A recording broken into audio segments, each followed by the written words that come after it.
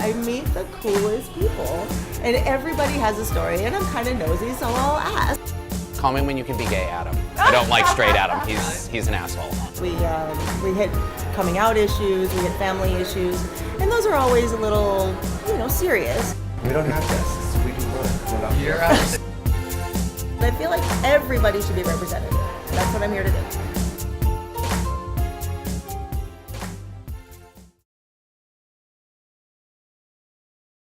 Yay! Welcome, Adam and Jerrett, to Happy Hour. So I would imagine that you were not out 17 and a half years ago, or 4.5 years ago. No, I was not out. I was actually dating my junior high school sweetheart, and we got married when I was 21, and then got divorced when I was 23. You were married to a woman for 2 years. Yeah, pretty much.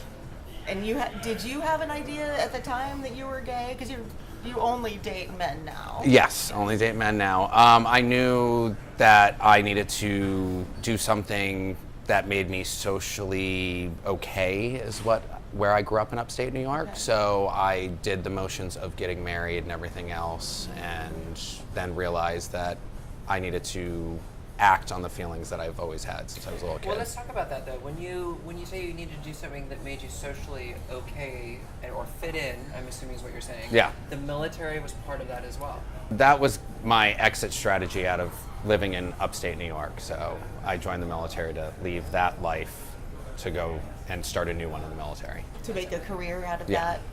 And then the wife was part of that package? Yes. Okay. But you knew you were gay.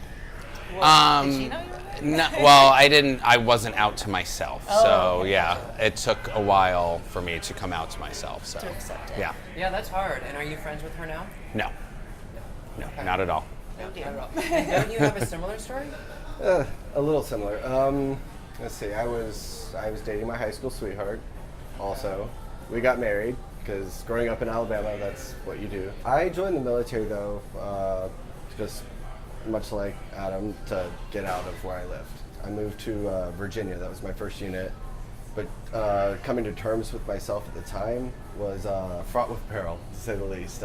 She didn't live with me for the first year, and I lived in another small town in Virginia, and kind of went through a depression, and would, polish off a bottle of tequila a night by myself, and just generally just not like myself, And then I convinced myself at the time that it was just because she wasn't with me, and I just missed her, and that was certainly not the case. And when she finally did live with me, I think we were together for 4 months after that, and I couldn't do it anymore. Came out to her, came out to my family, came out on Facebook.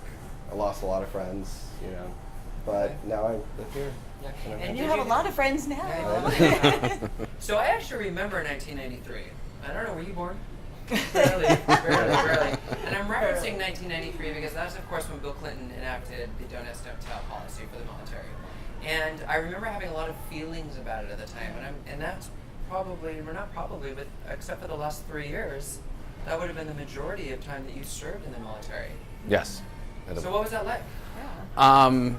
It was alter ego, is basically how I can explain it. Is I was one person at work and one person in my personal life, and it was hard. Yeah, I got so used to it, it wasn't hard after a while. So I'd have my friend Jen, my best friend, she'd call me when I'd be at work, and she'd be like, "You're at work, aren't you?" I'm like, "Yes, I am." She goes, "Call me when you can be gay, Adam. I don't like straight Adam. He's an asshole." Was it strict? I mean, did you really have to be very cautious at work about what you talked about? Yeah, because a lot of people that I knew that were also gay, that were in like the subculture in the military, a lot of them got kicked out of the military. Wow. Yeah. I mean, of course, I'm sorry. Because they mentioned it, because it was all about just keeping it serious on the DL, right? Yeah, everything was on the DL, and if it was, some people got turned in by other people finding out or seeing them out. Yeah. Well, and then for you as well, right? So that would have been your first 2 years? Yeah. First 3 years? First three. What was that like for you? Well, there was a lot of non-gender specific verbiage. Like, what do you mean? So I couldn't tell people about who I was going out with or what I was doing. It was more of, my friends and this person I'm seeing. It wasn't my partner, my boyfriend. And you didn't feel like you needed to present this guys that you had a girlfriend? Well, you did I for a did. while. I did for a while, actually. That older woman. That older woman. Your beard, isn't that what? Yeah. Yes. Yeah. I had a beard when I got to the unit I'm at now. I was dating my partner at the time, and he is an older man. He's 41. And Just a little older And than he looks amazing. he does look amazing. he's holding up all right. And so I actually fabricated the story after I met Cameron that I was dating an older woman, Cameron was and your guy. Cameron was my beard. Yeah. Cameron was my beard. And I didn't even know it She was first. my beard for about a year. Wait, whole did you have year? a picture of her on your desk? We don't have desks. We do work. We're not the You're Air Force. you're on saving the ball. You showed them pictures of me on your phone. I did. I pulled up her Facebook and was like, "This is her," and Yeah. you know, it went well for a year. And did you lie? Did you?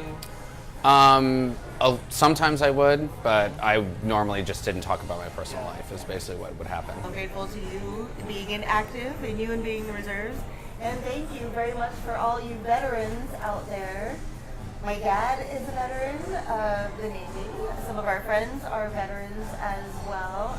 Joseph, who's supposed to be here today, Navy veteran, and is actually in the VA right now. Hope you're feeling better, baby. And so thank you so welcome. much for coming. I so You're welcome. appreciate You're it. welcome. Nice candor and honesty and willingness to open up. We always appreciate that here at Happy Hour. And so our audience. Really. Yes. Well, Thank you so much. Cheers. thank you And for thank having you us on for here. being Exactly. Thank you. Amazing. Thank you. Cheers, Thanks to everybody. the crew. Thank you to their audience and everybody on YouTube. Thank you. And look out for another amazing day here. And have a wonderful Veterans Day and the rest of the week. Cheers. Cheers. For more about Happy Hour with Cameron Stiehl, upcoming episodes and events, please follow us on Twitter, Facebook, and Instagram. For more stories and news about the LGBT community, go check out G News and Glitter Bomb TV, both hosted by Celso Delay. And for even more, check out It's Everything with BB Sweetbriar and The Sex Talk with Mo and Genoa.